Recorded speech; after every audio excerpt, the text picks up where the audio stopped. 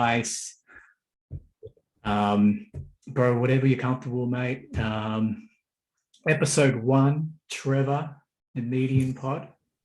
Parenting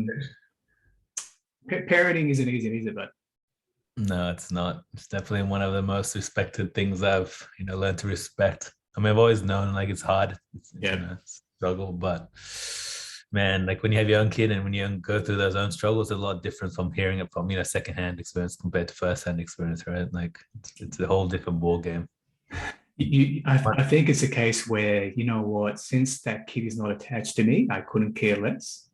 Yeah. In a way, but once it's yours, it's this morning I dropped off Theo to preschool, right? Man, he wouldn't wake up. Yeah. He's 4 years old. He wouldn't wake up. I said, son, I got to have a podcast at 10:30. Obviously, he doesn't know what it is, right? I said, honey, we're going to have breakfast. We're going to get out the door by 9:45. I showed him the clock, 9:45. Yeah. And you know what he did? Took off his clothes and ran around naked. Yeah, that's how the kids are, man.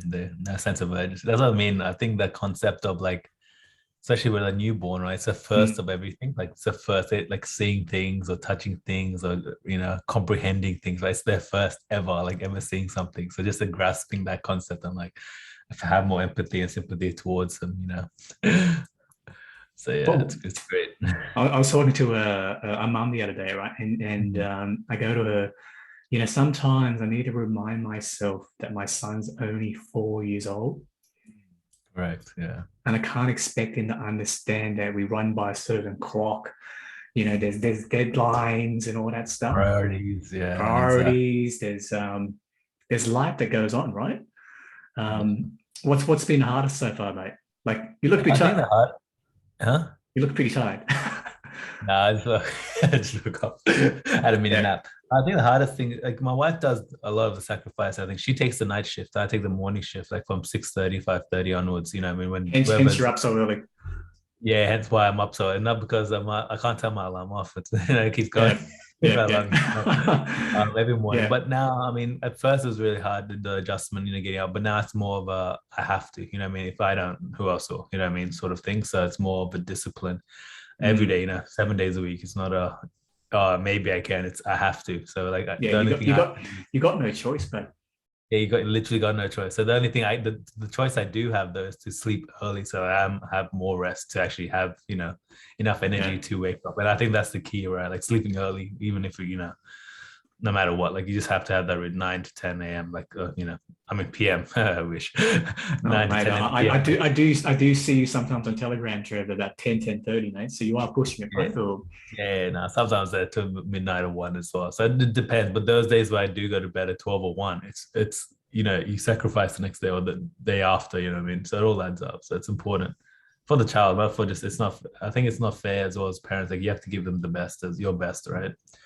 You can't say yes, yeah, because like they need your attention, they need your energy, and if you're not your best, like it's anything, work, sport, performance, anything, right? You have to give your best, and the only way you are your best. Because they couldn't care less, Trev. If you're tired, if you're angry, if you're frustrated, right, you can't put it on. You can't. It's not their fault as well. Like it's literally it's again with adults, they're the children, right? So exactly. So yeah. Wow. You have to take the responsibility. And I really appreciate it, Trev. I'll jump right into it, mate. Obviously the second one's coming. Yes, the second one is coming. Second one's coming, Trev. If you don't mind me asking, buddy, when's the due date, mate, again? June. The end of June. Coming up, bud. Actually, end of July. So it's getting mixed up between July and August. Yeah. It's July. Yeah, it's coming up soon. And it's crazy because we're just getting through with the first kid. She's only 9 months old today, actually. 10th of May, she was born last year. So I have another kid, yeah. Full on. It's a funny conversation. I do wonder whether it's easier to have 2 kids around the same age and you sort of knock it out within a time frame. Or my wife and I, right? So Theo's 4. So when she gives birth in March, there's a bit of a gap there, right? Yeah, correct. But then I realized it's all the same, mate.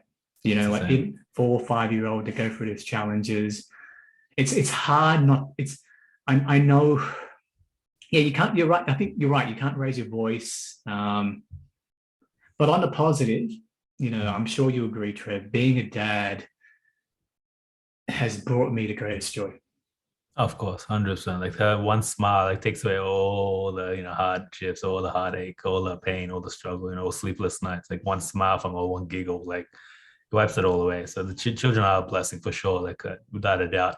But it is hard still. Like the reality is, it's hard. Like even though you say that, but those times, make it all better, and you remember those times of the struggle. That's what I remember. So when yeah.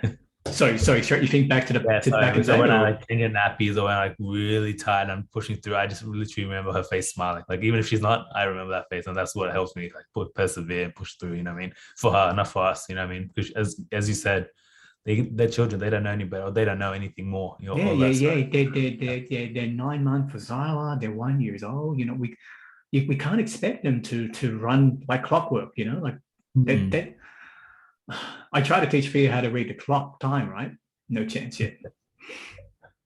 Yeah, no concept of that. No, it's okay. No concept of that.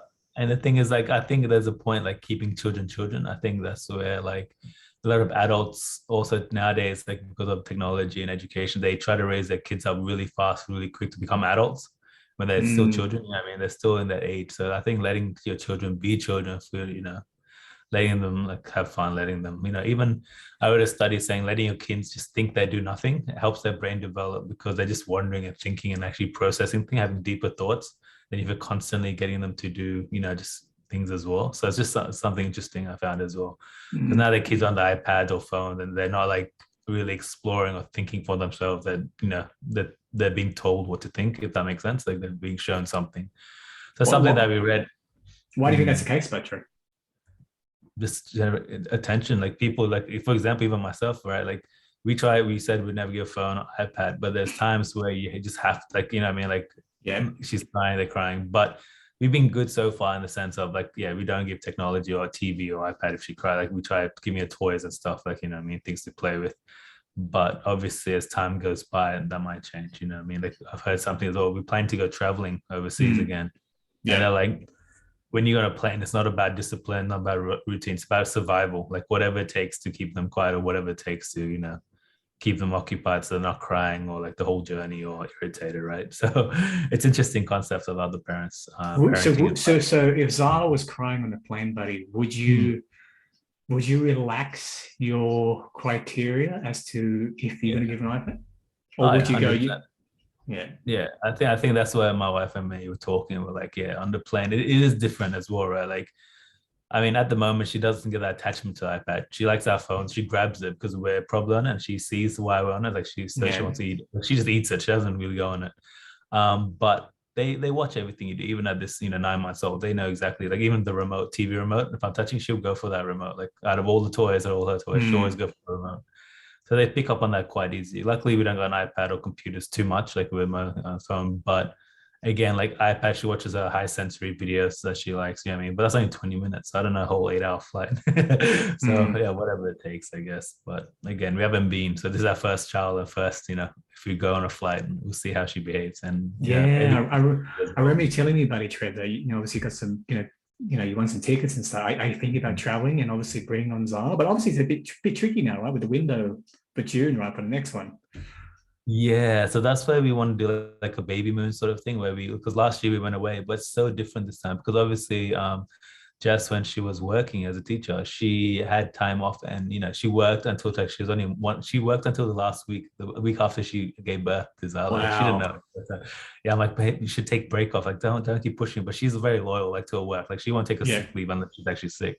Yeah. But anyway, so we went on a baby moon before, but it's different because you don't have a kid like. Right now, it's going to be different because she's giving birth. So she's going through all these chemical imbalances and she's breastfeeding and she's feeding another kid. You know what I mean? It's still she can't just come home and rest. So right now, it's probably harder the second time around than the first time. But I think it will be easier. Obviously, it'll be harder with two. You have to keep eyes on two. But going through the same stage, like they're close to each other. So as they grow up, they'll be more, almost like sisters or like twins. But they're both girls anyway. So they'll be definitely closer. So it'll be worth it. But at the same time, it's going to be so hard. Of course, we know it's going to be hard. But then at least it's sort of done until we have another kid. If we have a third kid. So we'll see. But the clothes, at least they can use the same, like all the things we don't have to chuck out or like keep storage. We can just literally use it straight away. And like, you know what I mean? Man, I think I remember when I met Jess, Trev, she said about what, 4 or 5 kids, Trev? Is that correct? Or No, just 3. I think her ideal is 3. So I was okay with 2 if it was 1 boy, 1 girl. Yeah. But you know, now 3, I guess. Yeah, and we bought a new car for it, so waiting for a new car to come in. So already nice. What'd you get, buddy? Like let me guess, a Sorento. Kia Sorento. I thought you were gonna get a Kia Carnival, mate. Nah, that's too big, man. That's a 5 family. That's a basketball team right there. Yeah. We're looking into them, but the Kia Sorento is like, man, they're 12 months. It's crazy with this COVID situation. The imports, the parts, like the whole... Did you pay a high price for it, or because I noticed a bit? Actually, no, I got a really good. It is because of premium, but we went through fleet pricing, so we got actually 6K off the standard price, which is really good. Oh wow! So my brother, fleet pricing. Sorry, fleet pricing in the sense that Jess got it under salary sacrificing. Is that correct? No. This is just full straight on, just the right person. It's the people you know, right, in life. So it's literally because one of my friends wanted to do that. He gave me his connection, and I called them up. They go through Macquarie Bank anyway, and that Macquarie Bank is like a purchasing officer. They buy like heaps of fleets, like, you know, heaps of them in go. So they get those kind of discounts. And then they bought, and my brother bought it as well. So it's not because my brother bought it. He bought a Kia Sportage as well. We bought 2 cars in one go. He got 6K off as well. But that wouldn't matter. You still get 5 to 6K because that's the deal they have. So it's if you ever want to buy a car, man, like fleet financing, definitely. You know, I thought about it, Trevor. Like I actually replaced the 2 front tires on my Skoda, right? And I'm thinking, you know what? You know, obviously people value certain. I said, you know what? I can't be bothered. I'm happy as is. It's a big car. It's a wagon, right? It goes with a bit of a spin, and I'm like, I'm not a big car buff, so to speak. So I couldn't really care less. So did you go for like a higher trim or something like with the Sorento? Yeah. So normally I am a car person. Like I used to be, you know, the 86, the Integra, all the sport, like, you know, that. But after a while, I had a realization in life. I don't know what happened, but basically it came to, just to share a little bit more deeper, it came to my self-realization of, I never let my brother touch my car, right? But the same, like my car was pristine. I cleaned it once a week at least, minimum, you know, that kind of now. And then one day I think the Lord just put in my heart, like, what would you rather have, your brother or the car? And that made me like really evaluate the materialism of the car and how much like emphasis I had on, like, you know, possessiveness of the car. You know what I mean? If the car goes, I can buy another one, do it up again, whatever, right? It's always the same, isn't it? Yeah, exactly. If my brother goes, you can't get, you know what I mean? Like, you'd lose your brother forever. Like, you're this person. I'm curious, Trev. Yeah, you mentioned the Lord, mate. So what sign did God give you to go, you know what, Trev, you need to pick here? It's not a sign. It's more so just the Holy Spirit, like, just prompting my heart, gave me that vision. Like, what's more important? Like, that was the question: your brother or the car? And in that moment, it made me realize, you know, 100% my brother's more important. That's a person. You know, I can't get that back if I ever lose that car. Yeah, whatever, I can pay money, I can get, like, you know, that car's not a problem. You know, and that from then on, I have been like really. I didn't care about cars. I sold that car after a few months later. I bought a Golf. Still, I liked my cars, but then didn't wash it. Like, I didn't wash it for months. Like, it's total opposite. Like, this is my mentality. It's amazing what one change of moment or pivotal moment can change your mentality. And even now, like, our car we have, like, it's old Corolla. Like, I sold my Golf in the time because of COVID, right? We're working from home. So I'm like, I sold and put in Bitcoin, actually. That worked out well. So made some money. Brilliant, but mate, like, I don't know. You know, sometimes, you know, it's funny, Trev. You know, like I said to myself, do I prepare or I just let Trev roll? And I think, you know, obviously they're going forward with people listening to them. And I must say, mate, as a side note, mate, I've known you for now, how long, buddy? For over a year now, or a year and a half? It's 2 years. I think 2 years because we worked at Freshworks. Yeah, 2 3 years. Yeah. So it's a pleasure to have someone like you, mate, each trip. You know, and I was thinking about, I didn't want to overthink this, right? And when I'm having this conversation with you, I couldn't have imagined a better person to be here with me right now, mate. That's awesome. Thanks for that. You know what I mean? You know, just getting back to that catalyst thing, mate, about what prompted you to just sell to 86, get that Golf, but then obviously don't wash it at all. Yeah. What was that catalyst, Trevor? I'm curious. Like, was it an A event? catalyst was that Was it? self-realization. That was It just like came to you. It just came to you. it just Holy Spirit was like, man, like a car is a car, and it's all materialistic things. Like even like I wasn't, I wouldn't say I was materialistic, but I liked my car. Like I don't know, just something about car. I think the Fast and Furious franchise encouraged me to like cars. Materialism, Trevor. Materialism, buddy. Yeah, But I wasn't very yeah. materialistic before. Like, but I've always been careful with my things. I've got so anything I've been given, I've taken care of well. Where my brother's sort of like we're opposite, yin and yang, right? He sort of like destroys things. He has no value for property. He'll like, yeah, whatever, just take it. Like I can't blackmail him. Like I'll take this from you. He'll be like, nah, take it. Like I don't care. Like for me, it's like things are precious to me because I take care of them. I find value for them. I think for myself growing up more poor and me being the elder person, we struggle for money, right? So anything I got of value, I found of value, I've always taken care of You it. held it to you. You took care of Held, it. And yeah. obviously, if there's anyone who not take it away from you, but anyone who didn't respect that item the same way as you did, you didn't like it. Oh, I didn't like it. And so I wouldn't, for example, I know my brother wouldn't. If I'd rather lend it to a stranger. I know I like give them a chance of that trust and respect. But I know my brother won't, like 100% hands down, he won't. So that's why I was sort of like at that age where I was like, nah, not my car. He can drive too. So, but that realization came to me, man. Like it's just the Holy Spirit just put that one day. It's like, what's more important? Like I think I was getting really like I got a fight with him or something. Like I just said, no, you can't touch So, me. so sort of a build up, and then it made you Of realize, course. Trev, come on, I can't. Mm. It's just a thing, right? Yeah, just an item, just another thing you can buy. I can buy again. Like I can't. That's what I mean. I can buy that again. Any materialistic thing, you pretty much, if you have the right amount of money, you can buy realistically again. You can't buy another brother. You can't buy another human. Yeah, it's simple as that. I mean, you can buy someone. You probably can't trafficking or something. Mate, this podcast is done, mate. I'm like, what a message, mate. You're right, buddy. You can't, and here I am thinking, oh yeah, I might fix up the rims on my car. I might put a ceramic coating, whatever, blah blah blah blah blah. Oh yeah, interior detailing, right? Like I know instinctively that when I do it, I say I do it next week. I do everything next week. It's brand spanking new. I bring it back to life, right? I do know that 2 weeks later, they'll get messy. It'll be dirty as it's just left in the garage. And sorry, Trev, as you were. And that's the thing, right? It's called a 2 week syndrome where like anything you buy, like everyone's like enthusiastic of anything you buy, anything materialistic, a watch, a TV, iPad, whatever, right? Laptop. First 2 weeks, you're excited all about it. And literally 2 weeks after, you couldn't care less. Like it didn't affect your life. You know what I mean? And that's with any materialistic thing. That's something like that's always been there. And it's just actual like thing as well. They call it 2 week syndrome, it's 2 weeks something. But it's literally 2 weeks it takes for you to get over things. So even a brand new car, Ferrari, it doesn't matter what it is, house, 2 weeks, that's it. That's all it is. And realize it doesn't make your life happier or better. Like that's the difference. Do you think people can come to that realization, Drew? I think like it depends how much of a thinker they are as well. I think a lot of people get over things in 2 weeks and they buy something else to keep them going. You know, I mean, like consumerism, right? So if it's not a watch, the shoes, it's a shirt, it's makeup, hair, whatever. And it can be consumeristic. For myself, I think growing up poor, I valued the dollar and even 50 cents. You know, I mean, my mom used to give me chores. Here's 50 cents for cleaning the car, like take a few hours, hard work. My cousins, I went to their house, man. Cleaning the car, they got $50, man. It's like times 1,000 just for doing. I'm like, man, all I get is 50 cents. So you just see like people like value. And then my cousins got every single PlayStation and Nintendo. I love going to their house. They had everything, right? And I'm like, man, how do you afford all this? How can you have all this? Like, but their parents just gave them responsibility, but paid them more, obviously. So it's a different lifestyle, different growing up, different experience. I guess experience is what make you, right? Like it's who you are today.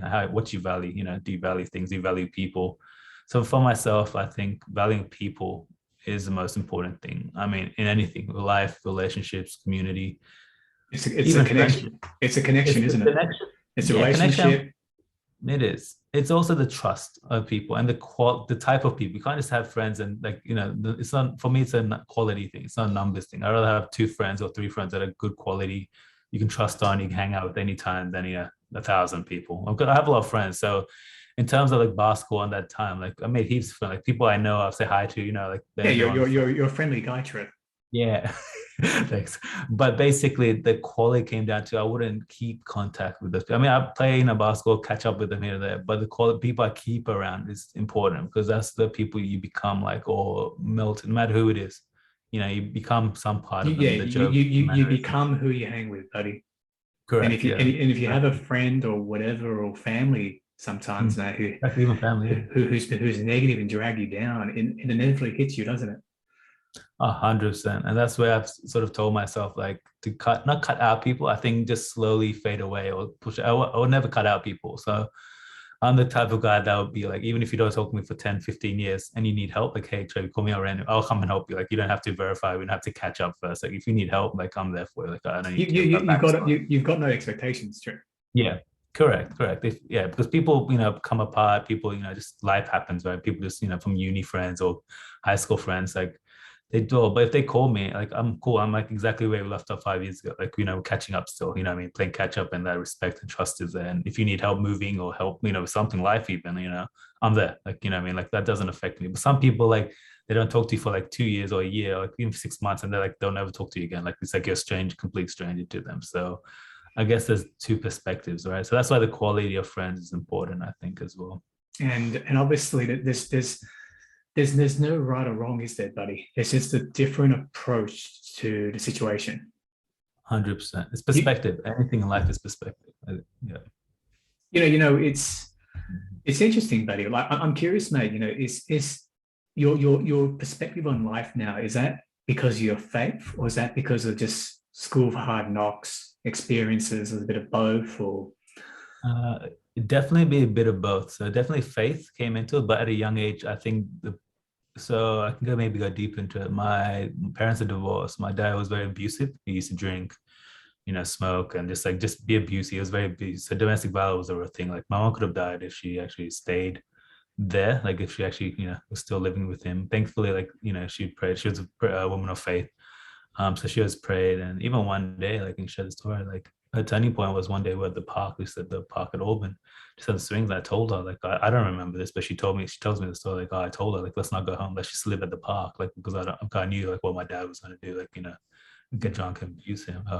So at that point, she really prayed, and that time she was like, no, this is enough. Like, I have to do something for like me, basically, and to get out of the situation.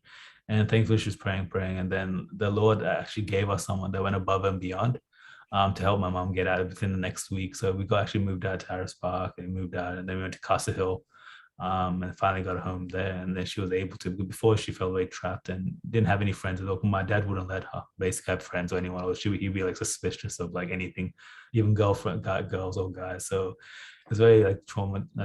I was traumatic. I guess I didn't get physically. I'd say yelled at, but I wouldn't get obviously physical abuse. But my mom would get physically abused and yelled at and bashed and things like that. So sometimes the emotional damage. It's these are very nuanced conversations, Trev, and it's I can't say whether the emotional or physical hurt the most, but it shapes you. 100%. It shaped me to right today. Yeah, 100%. And I think the example for that is, sorry for interrupting. No, bro. No, all good. Yeah. The example is basically like my dad drinks and smokes, right? Like, and I've tried everything in my will never to be like that. So I've never drank, I never smoked like alcohol, or like I just stay away from. I know what it can do, right? To extreme. I don't judge people that do or whatever. Right? Like, it's fine. But personal choice is not what you're doing. Yeah, exactly. First, I would never like. I just want to become like my dad. Basically, I saw what it did to my dad, and obviously, portion, moderation, whatever. But I just never want to take that chance. But then I guess it's opposite as well. My brother, he's opposite as well. He drinks, he smokes. Yeah, I mean, like he went opposite. Right? He saw what my dad did, but maybe it was younger age, or maybe he tried everything against his will to fight against it. But then he became it. Whereas then I tried to fight against it and stayed away from it. You know what I mean? So that's why we're like two opposites. But again, like he stopped now. Like he's obviously more mature now. And he's trying to fight that and stop that. But it's influence again. It's how you choose from an influence in a situation, right? You can choose to be it or become it, or run, and not be it as well. So yeah, it's funny you mention it, Trev, because it seems that you and your brother are opposite. Yeah, pretty often we have the same humor. Like we care for each other, we love each other. So we say we love you to each other and stuff. We value each other as people. Like he knows as well, like we're valuable, like materialistic isn't a thing. Yeah. But in terms of value and things like that, we are like we were complete opposite. I mean, he's been coming to like church and coming to our life groups. So I've been transforming that renewal of that mind, right? Like to be, just prioritizing respect and things, but still we are quite opposite in that sense. But he's trying though, but it's a struggle. I mean, he's coming from a place of he's been opposite. Now he's trying to come back to the sort of, get away from that. So he's sort of fighting that path and moving on that journey, to become, because he told me that, like, yeah, I really respect you, like I respect what you have, I respect the family you have, like, who you have become as a person, like I want to become like that, which was really touching to like to hear from him and like to actually see that, because he's always been like, he's always taking care of himself and being macho, right? So I guess that's why it's been like, yeah, just eye opener that he is trying to change and he knows as well. So it depends. it's so with your brother is in these situations, Trev, I find that humility is very important. I don't know, I'm just sort of thinking out loud. You gotta look at yourself in the mirror sometimes and go, you know what, I need to make that change sometimes, don't you? Correct. 100%. Even now, like always, the reflection is important. Like you need to reflect on your life. Like, if you're not doing it once a year near New Year's resolution time, I think that's where most people do it. But every few months, every few times, like that silent solitude, like how can I improve as a person? How can I make my wife's life easier? That's something I ask myself all the time. Like, how can I help my wife make her life easier, especially in this pregnancy time, and even with Zala, like how can I make my wife's life easier by taking care of Zala? How can I make Zala's life easier? I mean, things like that. That question, I think, that's actually something I learned recently as well. I would say, like the difference between a man and a boy, right? A boy thinks of themselves. They're always like, how can I get better? How can I get rich? How can I do this for myself? Me. A real man actually takes care of the others. So they sacrifice themselves. It's not about me. It's about how can I help others? Like, how can I help my wife feel better or comfortable or provide for them? How can I make their life easier? And I heard that somewhere, I read it somewhere. I was like, man, that's so true. That's like, I always like, man, what's the difference between a man and a boy? Like, I was like, I always try to find a clear, simple definition. And that's it. And that's definitely even my brother and my brother-in-law, they're 18, 19, but they're still boys. And I knew there was a difference, but I just couldn't figure out what that difference was. And that's what it is, because they always think about what's the best for them or what helps them in their situation. They're not thinking about them parents, they're not thinking about us, they're not thinking about other people, they just think about them. So as a husband, I've learned that as well. So that's something my wife was always good at, to be mindful. The key word of 2022 is mindfulness. So being mindful of others, being mindful of how you speak, your posture, and the way you talk. Like you can say something right, but if you say it wrong in the wrong posture, it can come out wrong anyway. It's not the right attitude. But mindfulness, I think, is something that you just have to be that perspective of thinking of others. Like, so her 5 love languages is acts of service. It's one of her main ones, and that's my worst one, in sense of like that's like I feel like that's the hardest to do, because you have to physically do something every time. Like it's not like hugs or like say a word. Like acts of making tea and actually doing stuff. But by doing that, I've learned like it's making my wife's life easier. Like asking for tea or hey, can I take the kid? Like making my wife's life easier is me being a man, showing that I can actually help her, being a equal partner in a marriage, right? It's not about her just serving me, making dinner, making food and stuff like this. I can make dinner for her. I can make, food. I can take care of that. I can do it. I think initiative as well. So mindfulness and initiative, I think, is important in a marriage. I think to work properly. I think a lot of people come into marriage thinking like, okay, the wife will cook, the husband will go work, and then they come back and then cook. But then I don't know. I think it's different, but we've worked it out where we balance each other out. Of course, she does sometimes more, and I do more one of the other things. But on average, we're thinking about each other. We're thinking about how can we help each other, even through our tiredness. I think, and even with a kid, like it's hard because you're so tired to even think then again for your husband or vice versa, like me for my just like how can I make her life easier? And for me, I think I've been doing that, like, give me extra hours sleep. So she, I take her from like Zala from 6 to 9 to give my wife like straight sleep without worrying about kids. So I do 10, 11. I just keep hold her to sleep. I'm just holding her to sleep while she sleeps. But simple things like that make a world of a difference. And that's what I think sacrifice is needed as a man and woman too. But like as a man, I think men need to step up more and sacrifice more to help their wives. It's not about working, getting more money. I think that's where we default to traditional roots of like the husband needs to provide. But for me, the husband can provide. I've seen so many, couple. I say Asian couples, but that's because I just said stereotyping, right? I'm not being racist here, but they work hard day in, day out, come late to provide financially for the kids, but they're never there physically. They don't give attention. They don't give that love. They don't give that hugs, just simple things that kids need. For me, as I said, my dad, that's shaped me to never want to not be there for my kids. So financially, I've stepped myself up to prepare for investments and things like that years ago before I even got married, before I even got in a relationship, because I knew that the father I wanted to be was a father that had the flexibility to be at all my kids' events, to take them, to karate games, soccer game, basketball games, whatever it is, to be there, especially at the grand finals and the most important ones, like to always never put work first, but put them first in these situations.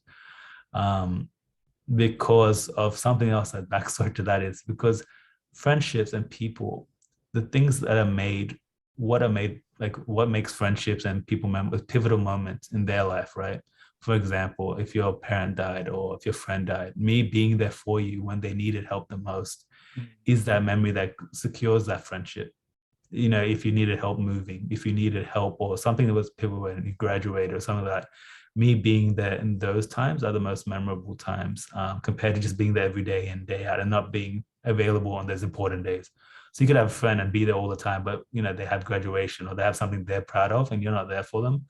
It could be a time when they just need someone to talk to. Correct. And the pivotal, that's what I said, there's pivotal events, right? Like I think that's what the key word is, pivotal events. And that's something that I learned, like, man, that makes so much sense. All my good friends, I've been there for them. Like the friends I've had for years, 10 years, 20, 15 years plus. I've always been there for them when they need help. I mean, they might have not been so much for me, but it's not about that. It's about being there, like being available for them. Yeah, it's not about I do something for you, then you do something for me. It's not about that, is it, Trevor? Correct. No. It's about just being there whenever you need. Like you're not keeping count, or I think that's the most important. The score's in the sky. Correct. You can't count it, eh? It's in the sky. Yeah, exactly. Yeah. But we live in a society, Trev, where it's hard now, isn't it? I find if you don't have those grounded values, you can be pulled away.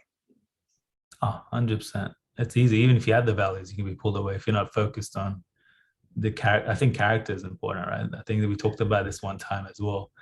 It's about the character you are. Like that's why even Apple and all these companies, they don't care about your skill set because they can teach you skill, but they can't teach character. And that's something that you're born with. You either have it or you don't. And that's why I love companies that, either have it or you don't. Like, that's why like Apple, I mean, you can obviously change, but in end of the day, if you're a selfish person, you're going to be a selfish person unless something pivotal changes you to think otherwise, right? Like a pivotal moment in your life or trauma or something, right? Basically there's a bomb under your seat, so to speak. It wakes you up. Yeah. But unless you're going to get that catalyst, it's very hard for you to make that change. Character change, right? As a human being, as a person, or the way perspective, because we're brought up a way, to think of a certain way because the way we're brought up, in TV, media, whatever it may be, family, influence, environment, it all shapes the character as well of who we are as well as people. Male breadwinners, the wife cooks, all that jazz. Correct. So for Nate, it's beautiful, mate. So it seems to me that Jess is also so. It seems to me that you and Jess, you both compromise for each other, yet it's natural. Correct. It's been very natural for Jess. I guess for me, to be honest, it wasn't natural for me because my mom used to do stuff for me, cook, clean, stuff like that. I would always help. So I would help around here, there, but obviously not as much as my mom did. Same with Jess. Like she was very nurturing. She's the eldest and I'm the eldest, but then she took care of her family. Like she cooks and cleans like every day for them, like at her house. Before, when I was dating her, she would cook for dinner every day, most days, for the whole family of 4 or 5 they have. So a big family, and then she'll cook every day, and it's effortless for her, right? Because she's brought up that way, because her parents brought up that way. And now she's moved out. Her sister does the same thing now. She didn't do it as much before, but now she's stepping up. But the thing is, I've seen the difference between people like that, like where the children are brought up in the household to cook, and people that the parents keep cooking for them. So when they get married in married life, or when they get in a relationship, they can't cook. The girl can't cook, the guy can't cook, and it's just like they learn to cook. It's fine, but simple like home skills like that makes a world of a difference when you come into marriage, and even as a partner, a life partner, man. Like when Jessica cook, I was like, like I wasn't like a big, like I can cook too, but the thing is I don't like cooking. Like for me, it's like it's a chore, you know what I mean? Like I'll cook and I can cook, but it's just more like I don't find like de-stressing. That's what Jess said. She actually finds it de-stressing. She finds it tiring, but still like it de-stresses her, like this relaxes her. And she can do this day in, day out. And for her, so when we got married, I think one of her biggest fears was financial, like how to take care of bills, how to, just financial things. She never knew. Her parents never taught her, like she just never got exposed to that. And for me, I was like, man, that's the easy part. I can easily take care of it. I can't do that. I'm scared of the cooking every day part, like providing food every day. And she's like, oh, I've done that. So we actually complemented both our weaknesses were fulfilled within each other, and then vice versa as well, right? So it worked out for us. And now we're like, we do, and we help each other too, but it's there. Like, you know what I mean? So I think something that complements you, it's not always easy to find. But did you know that? Did you know that, Trip? Obviously, if you don't know, how long have you known Jess for? But 7 years, so 7-8 years now. And obviously, so how did you know that? But actually, let me take, because I'm guessing your approach would have been refined over the years, right?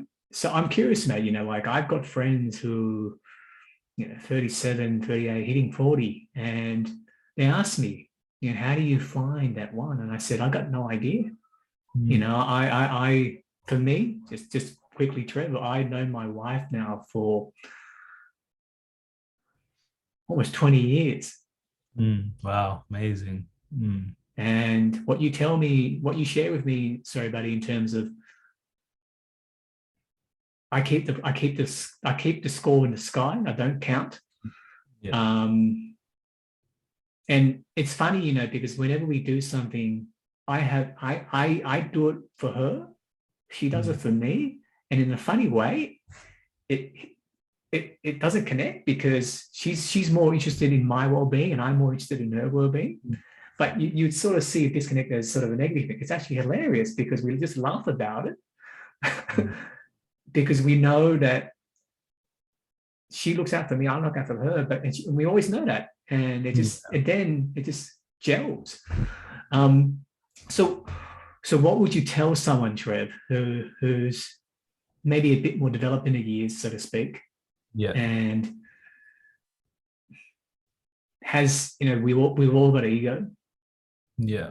That's why I said humility is very important. It is, yeah. How does someone get to that stage, Trev, where they can find that partner who's like that? Is it more, is it more to, actually, I think I probably answered this, mate. It's really the change that needs to come from within, doesn't it? The approach, the mindset. It's correct. It's a mindset, but also preparing yourself for marriage. So this is something I tell the younger guys. I mentor younger kids as well. Like, as I said, like cooking skills, right? Some people don't know how to cook. They don't know how to, like for guys, fixing things, simple things like where now in day and age, like people just because they're in their iPads and their phones and their tech, they don't like know how to do simple, like, fixing a tap. Like they'll pay someone to do that. But that skill set is a very important skill set. Mowing the lawn, fixing the lawn. Mowing the lawn, yeah. Fixing the lawn. Yeah, just fixing little things, mowing, doing even house chores, like putting the clothes out. Some guys don't even know how to. At least if you know how to, it's okay if you don't do it. You know what I mean? At least you know how. A lot of people don't know how. That's the scary part, right? Because they're cooking and stuff. That's what I mean. Like, oh yeah, I can cook, but what? Like an egg and 2-minute noodles, fine. But can you actually cook a meal from scratch? You know what I mean? Like just knowing the basics of like onions and cutting onions, things like that. But what I'd say for your friends, right, is developing those husband skills and father skills for the guys, and mother skills and wife skills for the women. So to be focused on while they're single, I think singleness is a blessing as well, and there's a season for it. But in that season, don't just be desperate to look for husband and wife. Once you develop yourself to be that, I think you'll naturally attract it. But I think being the right person is why you say like sacrificing yourself, serving others. People watch how you behave in groups. So something in our church we say, right? Like if you're interested in someone, don't just go with them one-on-one. Go with them on a group setting, a group, like, go out with a group of bowling or whatever, right? You'll see how they behave with others and you can see their true character. Because on a date, you're always on your best behavior. You're trying to please. If you're not pleased with them, then they're not going to get any better. It just goes downhill from them. Fantastic advice, buddy. Yeah. So go in a group setting. Go in a group settings. See how they treat other people. Yeah. So 2-on-2, like even with you and your wife, you can go with other couples, but or singles and couples, and then, like, 6 or more people. And you see if they're generous with their money, if they pay for people, they pay for yourself, or they, give you drinks, whatever. You can see their heart or where their foundation, money, life. You can have those deeper questions without actually being intimate, or being a one-on-one setting. Where it's a date setting can be a little bit. I think a lot of people get nervous as well. Like, it's awkward, that nervousness. It gets all taken away if you're with their friends, your friends, whatever, especially. But one thing you said is, how do people meet other people, right? How do they meet their life partner? I think a lot of people now do online dating and things like that. Nothing wrong with that. I know my brother met his life partner, like, online dating, Tinder. So that was a funny story, but they're great for each other, you know what I mean? But Yeah, it's rare. It's not a common thing to meet on people on apps. So what I recommend is like simple. It's like, what do you do with your life? Like, what passions or hobbies do you have, right? If you go gym, go to gym. If you go basketball, go basketball. Church, like church is great. Like, that's why I go to church. Like, we meet people, we communicate. It's not just to meet people. It's obviously to encounter God, but it's a community. It's a community. It's a connection, and like what we talked about at the start, Trevor. It's the people. It's the people. Correct. It's the relationships. Because those are the things that are going to be the most enduring. And correct. And that's what you need, that in general anyway. So even if you don't meet anyone, it's not about meeting people. It's about having something to outlet for sport, basketball. You meet with groups, you meet with, mates or girls or mixed groups, right? And you can meet people through there. There's so many people that play basketball, sport, any sport, right? Hobbies, collecting stamps, online chess, even online nowadays, you play virtual games. I know couples that have met online through, WoW and other things. They just chat, and then one of their friends introduced to another guy. Now they're happily married, 2 kids, you know what I mean? So there's ways of doing, but if you're doing nothing, just going to work, coming home, going to work, going, coming home, there's no place really for you to meet anyone except at work, you know what I mean? Or like somewhere on the way to work, which is not that common, right? It's quite rare. I mean, a lot of people do meet at work, and that's why they end up with whoever's at work. That's why you sort of see that this thing I've noticed, right? Like the cutest girl at work, or like all the guys go after them, or vice versa, right? Like the cutest guy, but doesn't mean they're right for you just because they're like the best in the lot in your office, Yeah. And that's a full suit. So I think it's important to, if you're still single and you don't have a sport hobby, get out more. Like, I know it's COVID, but there's, play sport. If you're not good at sport, there's something in the cooking class. There's reading books, I mean, there's everything. There's always something, isn't there, Trev? Correct. And I find I find sometimes, I have a good mate of mine, and like, he dated a lot, he just got out of a relationship, and he tells me that whenever he goes on dates now, it's very hard for him to, well, I think first and foremost, he needs to see that person in the group first. I think that's great advice. Secondly, he instinctively goes through a checklist in the back of his head. Since he met, X number of women before, right? He doesn't like that. So when he goes meets that new person, right? Yeah. In his head, he goes, okay, does this girl do that?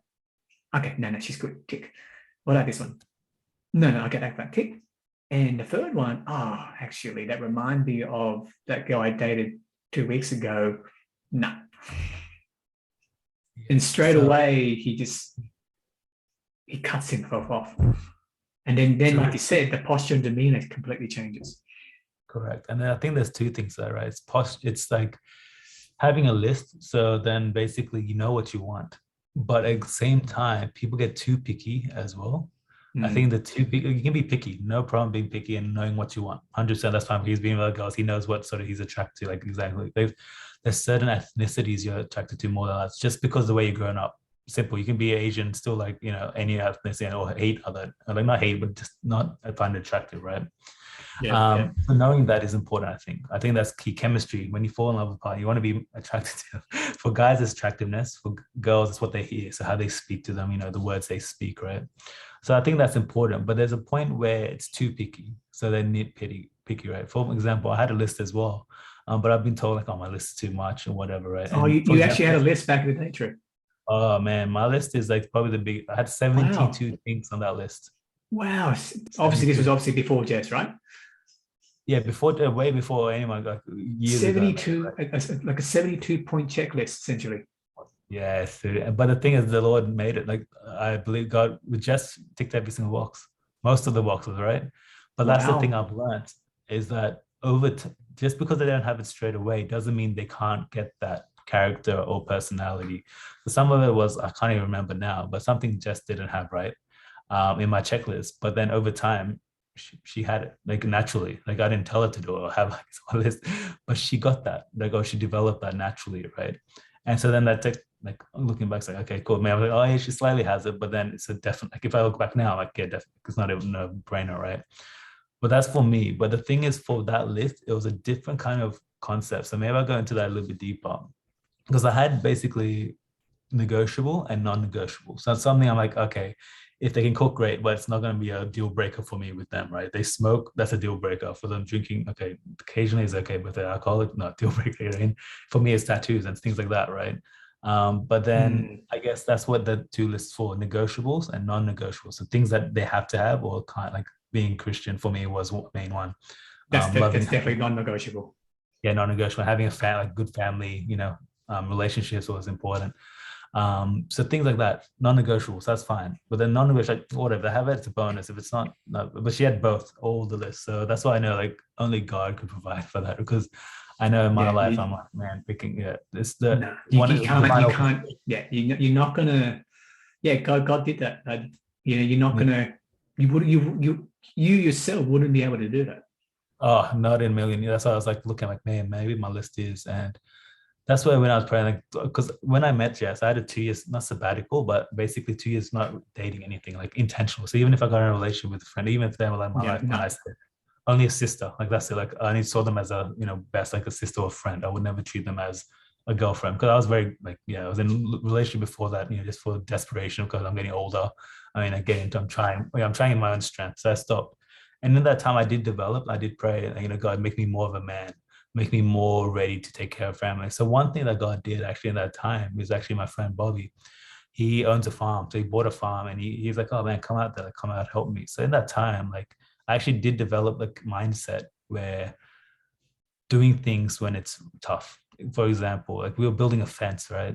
And then it started to rain, and this guy would just jump in, like he just jumps in. He's ruthless. He just jumped in the river, and like, I think one time his cow went in or something, and he jumped in the river. My brother like, no, I ain't doing that. Like, like for me, I'm like a safe, cautious person, but he just like didn't think twice. I'm gonna ruin my $500 shoes. Yeah, exactly. Well, I don't have that kind of shoes, but yeah, sure. but the thing is, the question is the mentality of him just getting things done. Like, for example, he owns a business, right? If an employee comes out sick, he's not, being, oh, this guy called out sick. He's not whinging. He's like, what's the next solution? I need to get someone to come in. You know what I mean? It's not like he wastes time. Why me? Why is the world so cruel to me? Yeah. There's problem, solution, find a solution, move on. Like, don't hold it against that person, whatever. The problem, he can't come in. So no whining or worrying is going to change that. So get in and get it done. So him doing that and me going to his farm, helping him through the hardship and like doing that and seeing that helped me to learn, like even for my family. Because I was someone like, oh, if it's raining and the electricity goes out, I'm like, oh, I'll let my mom do it, like, or dad, or like someone else do it, right? Like I'm not like that person that'll go out first to do it. But being the husband, you need to, who else, if not you, who else would do it? You're going to make your wife go out in the rain turn? What I mean? Like what kind of man, like, what I mean? That mentality hit me hard. Yeah, what kind of man are you, mate? Yeah, exactly. So that's all right. So it's funny, Trev, just the other night, like my wife calls me the mosquito whisperer, because it's funny what you say, Trev, about having kids and wife, right? I can't sleep until I kill the mosquito in the room where my wife and son sleep. I was there. My wife won't sleep until I do that for her as well. I will not sleep. So I would sometimes, Trev, sit there. I'll get my iPhone light. It's mosquitoes, right? Just a side point. It's pretty funny. Right? They always just loiter around the ceiling, right? Yeah. So I would sit there. That doesn't matter what time it is. I'll sit there. I'll keep looking up, and I'll kill it first. Then I'll go to sleep. And what's funny? Sorry? How do you kill them though? Do you kill them with your hand? Do you kill them with a mosquito bat? Like there's certain things you can kill them with. So how do you actually? So ideally, it's on the wall where I can squish them, right? Yeah. Sometimes when it's obviously in the ceiling, right, I'm gonna lose it, right? and they're about to fall asleep, so I can't get a slipper and just whack it. So I think there's this spray where it's like non-poisonous or something, but it's not as effective as with these natural stuff, right? So I just might hit a little sprig and hopefully it flies down, and I'll just see it fly down, I'll observe it, it lands, then I just get like a tissue and scrunch it up. But what I'm trying to say, mate, is that the power of, getting back to be a man, mate, is sacrifice. You know what's funny, mate? I don't think it's even being a man, Trev. Correct. It's not. It's just I want to make sure my wife and sons don't get bitten during the night so they can just fall asleep. That's it. Correct. It's nothing about being a man. Correct. Yeah, I'll take that word back. I think I'm just saying more in my example because I'm just trying to say like for guy boys that are men, but it is even for my wife. My wife will do certain things until she's done it to make my life easier, right? Like for Zyla or she'll do something, stay up, and the same thing. It's different scenario, right? Or she'll stay up and sacrifice her time or whatever it is just to make sure that we can sleep well or until I can sleep well as well. So yeah, please, yeah, that's a good correction. Oh no. It's just and I'm sure for you and me, buddy, like it's taken time, mate. Like for a very long time, you talk about growing up and influence. I for a very long time, Trevor, I thought life was a zero-sum game. If you win, I lose. Yeah. Zero. It was always zero-sum to me, right? But then a catalyst came. As you know, you need that catalyst, right? You're never going to change it. I said, you know what? This is so stupid. This is so stupid. Like if I can help Trev, like if I can help a friend and I can grow that pie, it's win-win. I understand. Why not? And why does that have to be? No expectations. I count the score in the sky. Actually, I don't even count. I threw away the pen. Yeah, exactly. Do you know what I mean? So here's another question, buddy. Like you mentioned in a chat, mate. People, correct me if I'm wrong, mate, don't really change unless there's a catalyst, right? Now, how does one change, buddy, without a catalyst that basically puts that person out of the game? Like that's a tough one, isn't it? Like how can the people change in general? Like how can they force themselves, but how can they put them in a situation where it allows them to change? Correct. Yeah. I think there's two answers to this. So I think first answer is as a Christian, right, as a person of faith, like praying, reading the Bible, so the Bible says it's renewal of the mind, because everything we think the way we are is renewal of mind. Change comes from that, right? And reading the Bible and praying, worshiping, and just allowing yourself to change, I think is important, because then the Holy Spirit in the Bible actually changes and it challenges you. So I'd say the word would be challenged, the way we think, the way we do things. Like I always get challenged in the way, like, why are you doing it that way? Like, why am I doing what I'm doing, the way I'm doing it, right? And that's something that the thought and the Holy Spirit in that sense challenges me sometimes and gives me a thought, like trigger. So it actually is like a mentor behind me, like the Holy Spirit mentor that asks me, like, is this the right way you can do it? Or is there a better way you can do this, right? So that's what I've seen change through church, through testimonies, through people's lives and scenarios and expectations. I think it's different being Christian, because we got church, we got mentors, we have life groups, we have things. Yeah, it's a different type of community. Correct. The community helps me to change my mind, think differently. It's not about changing my mind, but to think, because we're counter think, if that makes sense, counterintuitive, right? For example, when a plane's going down, your natural instinct is to pull up. Like, when a plane is going downwards, right? But the way to actually save yourself is actually push forward, to actually go the other way. It's counterintuitive. So when a plane's going down, you let go of the stick. You let the plane fly and get its gravity and then start pulling up. You don't automatically pull up straight away when a plane's diving, right? So that's counterintuitive, because that's something that you can't, your instincts will tell you to, instinct will tell you it's going to get pulled up. Well, yeah, correct. But you're scared, right? How do you find that? But that's natural human nature. Yeah, but that's right. It's a renewal of mind and experience. That's the thing, all right? Like experience of putting yourself out there in these situations where you learn these things, and knowledge, I think, is key. I think I say this, but maybe hypocritically, because reading, I think you get the most knowledge. But I hardly read. I watch movies. I think I'm a movie buff too. Hey, that's a different type of reading. And I think that's what it is, because I've learned a lot from watching. Like when I watch movies, I put myself in their shoes. I don't like, that's how my wife's like, why are you crying? Or why are you, like, emotionally like involve myself. Like if I was in that shoe with my family, if my son got shot, or if my son, like, or my mom, I always be in that person where I put myself. You feel that similar pain. Yeah, the simple, especially like for like the father and dad. So when my relationship with my dad wasn't good, so always those movies was cut a tear, or sport movies or mom movie, or just any movie really that have that. Like I get more emotional. But my wife, she's like, "What are you crying?" Like I don't get it. Like she won't cry. But like for me, it's just more of like Aren't I'm you a man, Trev? emotional. Why are you crying Yeah. here? Yeah. I'm because I'm like I put myself as it happened to me or my wife, right? So that's why I think I get more emotional, happy with joy. I can imagine my family, getting the same breakthrough or whatever it is, right?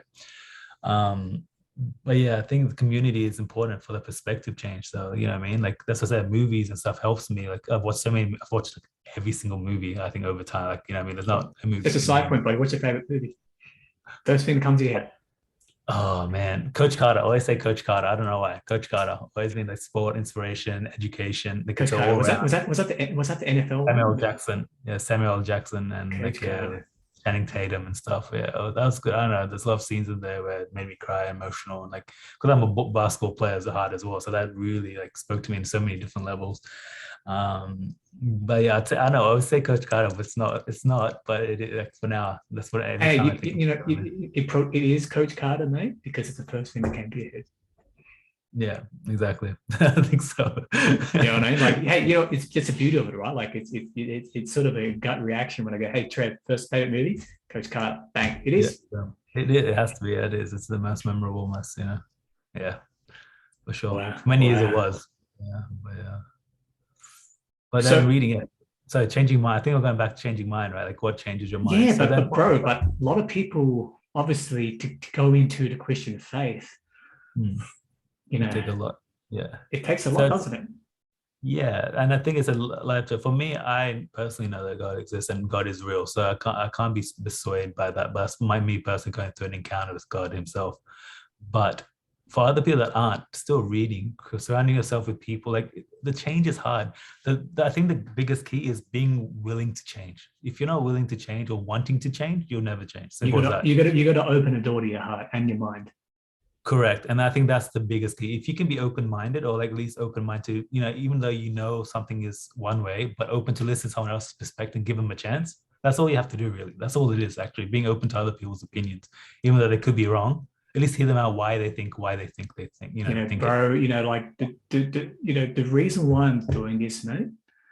You remember how I said you did a blurb, right? I don't think it was a very specific line. I just want to promote diversity of thought. Of course, 100%. Diversity of thought is a great name. That's that, like, man, that's like so clean cut That's it. decision. Diversity of thought. I just want to promote diversity of thought. Mm. Because you're right, buddy. When you open your mind to any, like, one day it's going to be the other way around, mate, and you're going to be hosting this, mate, and you're going to have a chat with me, mate. I think you and we've gone through very similar experiences in a sense of being touched by God in a way. And I'll be honest with you, Trevor, I'm not all the way there yet, mate. But I do believe, yeah, it's a journey, mate. And no one's ever there, mate. If I stand up right now, my right side is completely bruised up. I stacked it on my bike. Yeah, I did that turn so many times, buddy. So many times. The helmet cracked. I know, buddy, that it could have gone another way. I stood up, no broken bones. I landed on my behind and my quad area, and that absorbed all the impact. And naturally, that's the biggest muscle, right? Correct. Yeah. That's how it takes a 1 centimeter, 1 inch in the wrong direction. You're gone. You can be paralyzed for life. That's it. Go on. I'm thankful, Trev, that there was these two people. I'm thankful my neighbor walked past. Surprisingly, I'm thankful that some random people walked past and helped me out. And that was a sign to me is just don't 2 weeks ago, I go to my wife, I'm the best. I fixed my own bike. I'm so cool. Yeah. 1 week before that, 1 week ago, stacked it. He's telling me you can't fix the bike yet. Go get it fixed. Here's a reminder for you to stay humble. Correct. But obviously, I think you need to have that openness and mindset. And I think humility is a big one, buddy. I'm not too sure if you can summarize it in one word, Trent. what it takes What it takes for it to be to try to be the better you, to be the better husband, to be a better dad. It is. I think humility is the nail on the head, right? It's love and humility, but humility, I think, is the best one, because if you humble yourself to say you don't know it all, you're basically open to learning. Like, you never know it all. No one knows it all, right? Only God Himself knows. Probably knows it all, right? Yeah. But we're always on that journey, right? So humility, I think, is you're right, because what's the opposite of pride? It's humility, right? So I think pride is the biggest deterrent to actually. It's all our problems. It comes from pride and ego, right? We have this materialistic. We want this. We're better than you. I'm thinking about myself. It's all pride, right? So what the opposite of pride is, humility and love, right? So I think humility. If you can be humility and know that you don't know everything and you're always open, I think that help. Also knowing that no matter what experience you have, for example, like you have sales, right? Like, you can be the best salesperson, but still there's always more to learn. I think you always being open to learn. It's a constant journey. You're never there, even with the walk with God, right? No pastor, no minister, no one will ever be there or get there. There's no there, right? It's a constant journey. Just a different journey. There's no end goal there, buddy. There's no, I mean, the end goal is to go to heaven, but you can't know it all. That's what I'm saying. Like the Bible, you can't consume it all. You can't know anything, not Bible, any religion, anything, right? Any mastery, right? You can always learn more. Even like Michael Jordan said, like, oh, the day I know everything, I'll resign, right? He did resign, but he could have still learned more. But the thing is, for him mentally and I guess competition, whatever, right? That's his peak, and that's where he reached. And you got to be humble enough to realize that, hey, I'm X number of years old. Like Kobe retired like this at his highest, you know what I mean? Like at the peak, and not knowing that humility, I think, would have helped him and other people as well to retire, like get out before you're dead, you know what I mean? Or it's too late, or, something goes bad, you know what I mean? I think that's important as well. But again, I think humility is the key word. If you can be acceptance, I know my dad took a long time to realize that, I'm not 35, 40 years, 50, or whatever, right? My dad now, 63. He's turning 69 this year, mate. And it took him a long time to go, you know what?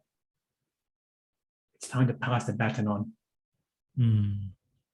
That takes a lot of humility, man. I'm very proud of my dad. And, I know the relationship with your dad obviously was, rocky back then. And, obviously, hopefully, changed now. But no, definitely have changed. Like we've given him, like, learn to, like, I think that's what church has helped me. Like, our dad did the best he could in that state. So, like, I have no poison, no heart against. Like, I respect him as my dad. Like, end of the day, he's my dad. He did the best he could. Exactly, and I think that's what it is. And now the chance is to rekindle that relationship. We meet. I mean, we have a good relationship with my dad now, but I see him now and then and stuff. And I've shown Zala, we take over, grandpa. But end of the day, I think that poison. So I think one of the other things that you have to realize is when you have hate for someone, it doesn't affect them. It's only poison for you. When you see them, you get a grudge, or you think about them, or you're like, oh, I don't want to go to that party because they're there. It's a poison for you, and it only affects you, and it only deteriorates you. That's what I'm saying. So having grudges against people, having, hate against other people, it won't let you move forward. It'll hold you back in your other relationships too. And so I think, as I said, humility, being humble, and like helping, forgiving others, knowing that other people are human too, they make mistakes too, I think, and having the humility to forgive them and like to move on, because you can't hold on to that. I think that's the biggest, one of the other biggest things I've learned. Like, you can't hold on to anyone, no matter if they owe you money. I know it's, I know these things can be very nuanced, mate, because the world isn't a lovey-dovey place. Of course. And of course, everyone has their own timeline with forgiveness. Here's a question for you, Trev. People listening out there, regardless, buddy, and I might go to my friend Trev, right? I go, hey, mate, I have a good mate by Trev. He made a recommendation that, instead of going one-on-one with a girl, go double date, see how she responds with her friends, right? They go to you, Trev. So then this person might go to me, why should I listen to Trev? Valid question, right? Yeah, I understand. It's a valid question. I understand. Well, how would you respond to that, bud? I say it's simple, because I've seen it. I've done it, experience. I've seen, but because I mentor younger kids as well, and pastors have told us this as well. They've given us this, and it just makes sense. Like, if you want to see how someone is, see how they are in their natural environment without being, because you're on a plate, you're on like a stool. When you date someone, it's just you and them, and you try and be the best you can. So if they're swearing, You're always on your best behavior. You're on your best, and they're not in their natural game. Correct, and you can't see that natural game if you're on a one-on-one. And which is, I mean, it's nice to see people on, but they're the best. You see, I mean, you can't really see their true colors or how they are as a person. So I think seeing, if you can, like if it's a friend of a friend, meet up with them as a friend. Like don't know and have that intention of dating, or oh, this girl's interested in you. Just come and hang out. You know, I mean, just like, oh, it's like, you know, this, I just brought my friend here. That's it. And if it's this chemistry, that will happen naturally. And that's the relationships you want to go be in, right? The ones with natural chemistry, natural attraction, natural conversation. Because you can't hold a conversation with a person, I think, and just go based on looks or go based on how rich they are, or, you know, just more shallow things, I guess. It's really hard to keep that relationship. Who pays the bill first? You know what I mean? But there's simple manners. You can see a person's heart. That's what I'm saying. You see if they're generous, they pay the bill first, or if they volunteer, or if they pull a seat out for like their friend, or like, you know, this conversation. If you just observe, you don't even have to say anything. Hey, and you know what? You know, even regardless if that person pays or not, you know, like it's okay because maybe that person is struggling within their job, or whatever, and correct. Whatever. You don't know that. You don't know that, right? You don't know that. Yeah, but that's what I mean. But give the opportunity to see how they are. It's not about paying. So don't get me wrong. I'm saying if he doesn't pay, he's not a good guy. Like 100%. It's just observe, like you said, buddy. Just observe. Observe. You can observe more as them as a person and who they are. Like if they're mates, you know, the guy friends compared to other girls. How is he with other? Like, are they flirting? You know, there's a lot of things you can pick up just by watching people, right? Like that's something I used to do. Like because I'm a more deeper thinker, like always been since a young age. I always think about, you know, things that are impossible, just, you know, just dream, right? And I was just, even at the food court, I used to love just going to food court. Because I wait for my mom or wait for people. I just sit there and just look at people, just like watch it, see how, like imagine what see how they behave, see how they move, interact. It's beautiful, isn't it? It is, and that's why sometimes me and my wife, when we're bored, we actually pick up. We're like, oh, I wonder how those two get to know each other. You know, just like just fun and stuff. But that you can watch a lot. Like I've learned that because of that skill, I've learned to see how people are without even meeting them. I can see how they behave, like in a conversation. You can just sort of observe. Yeah, there's like not stereotype, but there's mannerism and things you can tell what kind of person, you know, the twitchy smoker. And that comes from experience. And that comes from experience, though, in terms of you know, gauging who that person is, how the person responds. So that's why it might not be a good skill set sometimes if you're in a group setting, you don't have that sort of observation. But what I'm saying is observe, even talking to them in a group setting, if their ego's there, they'll, you know, try to be egotistic and they try to like impress their friends instead of, or impress the girls around them instead of talk to. Because one-on-one, it's easy to just impress the person in front of you, focus, right? But there's guys around, they might not say certain things, you know, that they want to say, but they want to impress their friend and not seem like a nice person, you know what I mean? Like, you know, more like a jock sort of thing, right? They're not going to be sensitive and emotional in front of their mates, right? So seeing how they truly are, you know, or who they pretend to be, you can see all that. I think it's good to see. And you can sort of, I remember reading a book probably 10 years ago about body language, and it taught me the importance of congruency. So basically, say for example, you and I, Trev, we go out and we do a double date with Lisa and Diane, for example, right? Yeah. It's purely random, right? And we know that Lisa on that particular day put down Diane because Diane did something bad 2 days ago, like 2 days before, sorry. We meet Lisa again next week and she's absolutely thankful to be in Diane's sort of presence. So it's a bit of a complete switch in behavior, right? So straight away you go to yourself, well, that's sort of, the behavior isn't congruent. You know, congruent triangles, you know, back in high school? I know the word. I know I've heard of it before, but I just don't understand. Like I just like basically, do the behaviors match one another? Yeah. Clearly, in that situation, it's incongruent. Incongruent, correct. Yeah, sorry, yeah. So what I realized over the time now is that, you know, the first impressions always count. Yeah. No, I don't believe in that, mate. Because first impressions can be skewed so easily by so many different factors, right? Like you need to give people a few opportunities, whether it's in a group, in an individual setting, or whatever, and then over time you can see whether their behavior is congruent or not, and then you can sort of gauge, okay. But getting back to your point, Trevor, you're right. When no one's looking at you, that's when who you are. That's who you are. Correct. And yeah, no one's putting the spotlight on you. So I think that's why it's important to have this group. As you said, like the consistency, it is. It's not just one group event. It's like having multiple, not just one and make a decision there. Like, let's Yeah, go yeah. there. Oh, you're done. Yeah, you know what? You just did that. I'm done. You're a terrible person. Correct. You can't People do make that. mistakes, and people are sometimes in front of people. They're a certain person as well. So, for example, I was sort of like that as well. I'm a shy guy back then, right? When I was dating, I used to be someone in front of my basketball friends, like trying to be cool, hip, a baller. We've all been there, Compared to, buddy. I wasn't a baller, compared but I know you look like a baller. But but compared to like when I was with a girl, like over text and message, I'm emotional, I'm open, you know what I mean? But I can't talk to them like that in person. I just didn't have the skill set. I was shy, you know what I mean? I just couldn't. But then when they come around like to my basketball court, I'm like, oh, just head nod, so go ahead and hug them, my girlfriend, you know, it's just like that's something that broke me as well, right?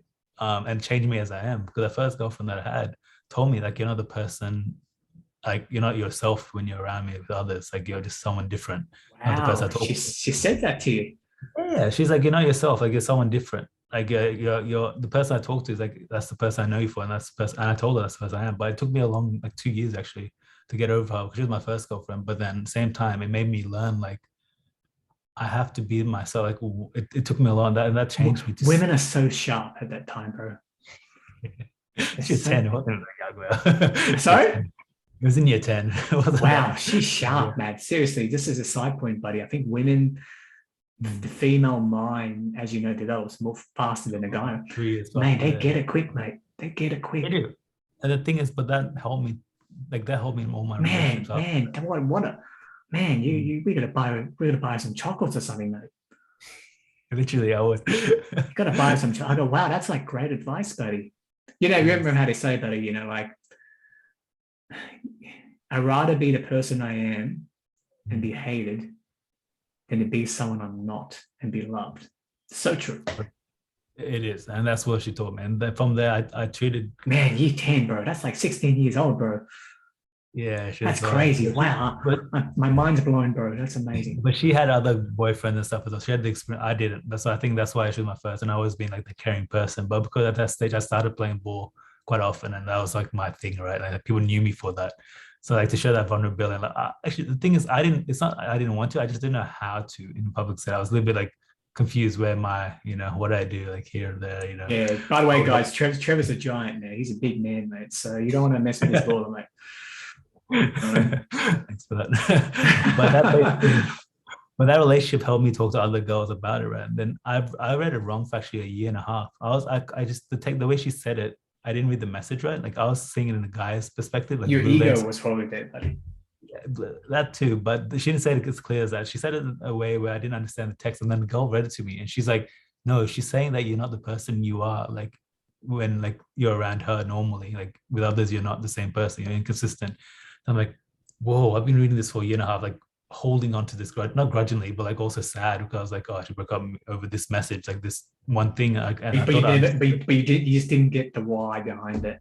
Yeah, the why. And then another girl read it, so I was still like over it. Like, and I'm asking, she knew her as well. I was like, no, she's saying this. And I'm like, man, that makes sense. Okay, now I know why. And then after that, so my trick is to talk to girls, people, if you have free friends or anyone listening out here that's shy. Not treat them like guys, but see them as a guy, like, as you would approach a guy. Like if you met someone new, there's a guy in a room, and you want to just talk to them, say, "Hey," it's the same thing approach. I see that girls are similar. That sort of mindset of change of my seeing them. Girls have the same problems. Girls, because sometimes you guys see girls as like the whole different level, the untouchable, especially if you're more nerdy or like the book type, or just they put them on the pedestal or whatnot. Yeah. And straight away, when you put someone on a pedestal, you'll go, shy. Yeah, wow, it's too far to reach, right? Like they're too high up. But even vice versa, girls with like guys that are jocks or like other things. Well, end of the day, everyone's human. Everyone's on the same level, realistically, right? I mean, there's obviously financial levels and things like that, but emotional and people level, like at a high school level, like the same. Like if you approach a guy, like, hey, how's it going? What are you interested? Like, what are you doing? Like, bro. Same thing with the girl. I mean, obviously, everyone call him bro and stuff, but you can't go, dude. Right. Yeah, but the thing is, you can approach a girl and ask the same, hey, how's it going? You don't have to feel like shy because the guy is asking a girl, hey, you know what I mean? Like, even for me then, it was like, if I say hi, it'd be weird. Like, why am I saying hi to a random girl? You know what I mean? It's like, why do you say hi to random guys or talking like a random, like, if you're a group of friends there, there's a new guy, say, hey, what's up? Like, what you do? Or, same things. So that mindset, like set, helped me change a lot to where I say, I changed my whole like 180, literally 180. That pivotal moment there, where you just treat the girl as just a friend. As a friend and like a free, yeah, exactly, as a friend. But the thing for me as an equal, would that be too far to say? Or as an equal friend. Like I know I keep saying guy, but that's for me. It help me to say as equal. Yeah, basically, they go to them from they're equally as shy as I am. She's probably equally shy talking to me if I approached her. You don't know, right? And that's the thing. That's the mindset that helped. I think for me, buddy, like maybe I know this came from an arrogant corner of my mind. Like, I couldn't care less if you were hotter, shorter, taller, if you had some fancy title or whatever, right? I just saw you as another person. And I'm just curious to get to know you, really. And that's how I see people now. So that's, no matter the title, the president, billionaire, doesn't matter. For me, global president. But yeah, because I see like a G20 summit, I was there, right? I saw President Obama, I saw the Indian president, I saw them like this human people, let's say so status people, right place, right time, or they work hard to get where they are. But the thing is, all people are relatable. They're all human. We have these everyday conversations, bro. This is the everyday, mate. And the thing is, if you see them in their natural environment, with their family, same, and everyone else, just because of the title, they come home, the same as you and me, with family, kids, have fun, they, do their silly faces to their kids, you know what I mean? Exact same. Have a yarn, crack a joke, bro, and you can't take life too seriously, mate. I realize you can't, bro, because you could be gone the next day, mate. And 100%.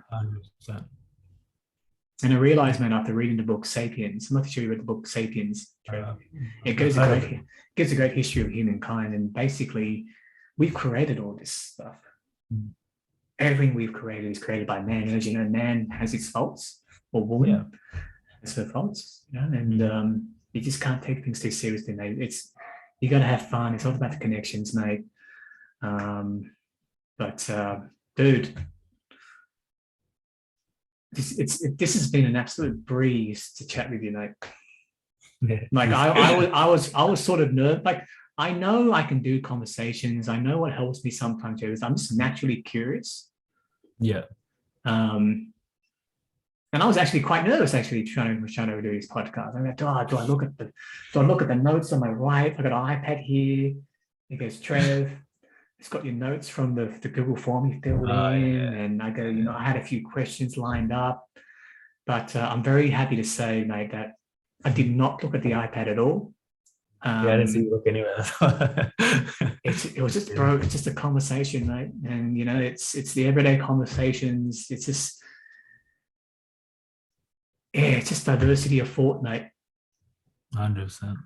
Being open, mate, and I'm very thankful, mate, that you got it. And I could, we've gone everywhere, bro. In the back of my head, I'm thinking, man, how am I going to timestamp this?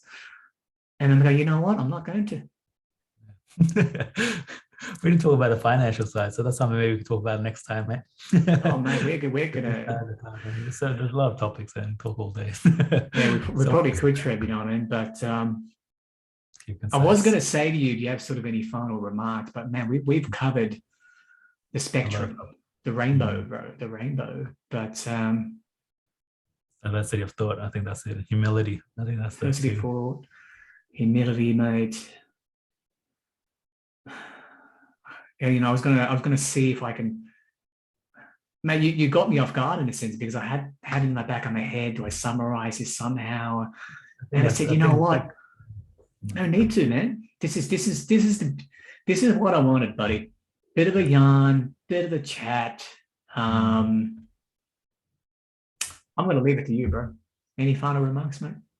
No, man, diversity of thought. I think they hit it on the head, and humility. That's it. Like, if you're humble and be humility, everything else will fall in its right place. I think being open-minded is the key.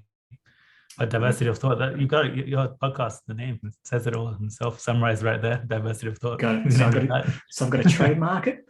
I'm going to class it. Hey, Trev, just as a side point, I know we've got W Liddy hoodies. Yeah. We're going to have the medium hoodies, and it's going to say diversity of thought. Actually, I'd wear it. I'd wear that proudly. Would that be embrace diversity of thought, or do I need to put a word in front of it? I'd embrace it 100%. Diversity. No. If I put diversity of thought, right, is that enough, or do I need to say embrace diversity of thought?